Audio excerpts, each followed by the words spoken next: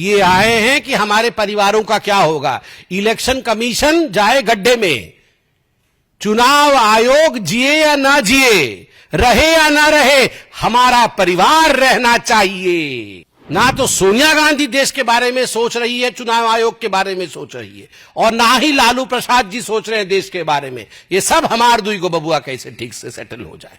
जैसा atom bomb Pakistan का, वैसा ही एटम बम इनका।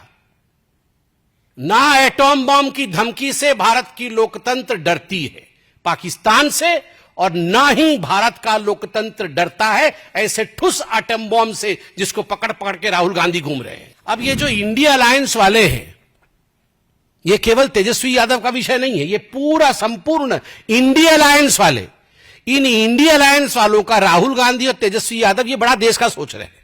आपको क्या लगता है ये संवैधानिक संस्थाओं को बचाने के लिए आए हैं? कोई संवैधानिक संस्था को बचाने नहीं आया है, कोई भी भारतवर्ष के लिए नहीं आया हुआ है। ये आए हैं कि हमारे परिवारों का क्या होगा। इलेक्शन कमीशन जाए गड्ढे में, चुनाव आयोग जिए या ना जिए, रहे या ना रहे, हमारा परिवार रहना चाहिए, हमार दुई को बबुआ रहना चाहिए। ये सबका यही है। ना तो सोनिया गांधी देश के बारे में सोच रही है, चुनाव आयोग के बारे में सोच रही है, और ना ही लालू प्रसाद जी सोच रहे हैं देश के बारे में। ये सब हमार दुई को बबुआ कैसे ठीक से सेटल हो जाए, ये कैसे सेटल हो जाए, बस उसी की लड़ाई चल रही है। और ये राहुल गांधी कह रहे थे मैं एटम बम फोड़ूंगा, शायद यही था एटम बम उनका, ठुस। जैसा एटम बम पाकिस्तान का, वैसा ही एटम बम इनका। ना एटम बम की धमकी से भारत की लोकतंत्र डरती है पाकिस्तान से, और ना ही भारत का लोकतंत्र डरता है ऐसे ठुस एटम बम से जिसको पकड़ पकड़ के राहुल गांधी घूम रहे हैं। और जहां तक एसआईआर का विषय है, जो भी चुनावी प्रक्रिया संवैधानिक प्रक्रिया से गुजरती है, कोर्ट की निगरानी से गुजरी है। एसआईआर ये प्रिसाइज और नॉन एस्केलेटरी है।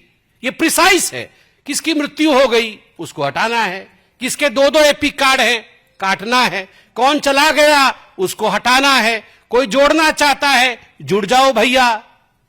ये प्रिसाइज है और नॉन एस्केलेटरी, लड़ाई झगड़ा नहीं। आपके बीएलए हैं, बूथ लेवल एजेंट, आपको दिक्कत है बीएलए जाके बीएलओ को कंप्लेंट करे।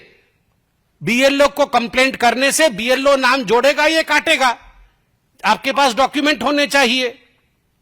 तो ये नॉन एस्केलेटरी है। मगर कल जिस प्रकार से एस्केलेट करने की कोशिश की गई एटॉम बम लेकर, अगर एस्केलेट करोगे तो अपने ही घर के अंदर के एयरबेस ध्वस्त होंगे। आज एयरबेस ध्वस्त हो गया है। ये तेजस्वी यादव जी जिस एयरबेस से सोच रहे थे कि वो चुनाव की छलांग लगाएंगे, चुनाव का उड़ान भरेंगे, वो ध्वस्त हो गया है अपनी ही करनी के कारण। और एक बात मैं कहना चाहता हूं, मैं सवाल पूछता हूं, इतना तो टीवी में आते हैं आप लोग, इतना इतना सब कह रहे हैं टीवी पे आकर, ये आरजेडी के पास 47,560, मैं कोई कागज देख के नहीं बोल रहा हूं, 47,560 बीएलए है। एक बीएलए ने अभी 3 दिन हो गए कोई कंप्लेंट भरा है जाके कि भैया ये आदमी तो जीवित है, इसका नाम आपने क्यों काट दिया? यहां पर आके टीवी में आप हल्ला मचा रहे हैं, मगर एक बीएलए ने कंप्लेंट भरा है। 1 महीने का समय है, 1 महीने का समय है। अगस्त 1 से सितंबर 1 तक 1 महीने के अंदर कोई भी भारतीय जनता पार्टी हो, लगभग 1.5 लाख बीएलए हैं बिहार के अंदर, 1.5 लाख बीएलए, सभी लगभग 12 पॉलिटिकल पार्टीज के 1.5 लाख बीएलए। क्या काम है इन बीएलए का? इन बीएलए को कौन बनाया है? पॉलिटिकल पार्टी बनाई है, इनकी नियुक्ति पॉलिटिकल पार्टी ने किया है। क्या काम है इन बीएलए का? इन बीएलए का काम है, अरे इसका वोट कैसे कट गया, ये वोट तो जुड़ना चाहिए। इन सब विषयों को तथ्यों के साथ बीएलओ, जिसको इलेक्शन कमीशन अपॉइंट करती है, उसके पास लेके जाए, नाम जुड़ा के लाए।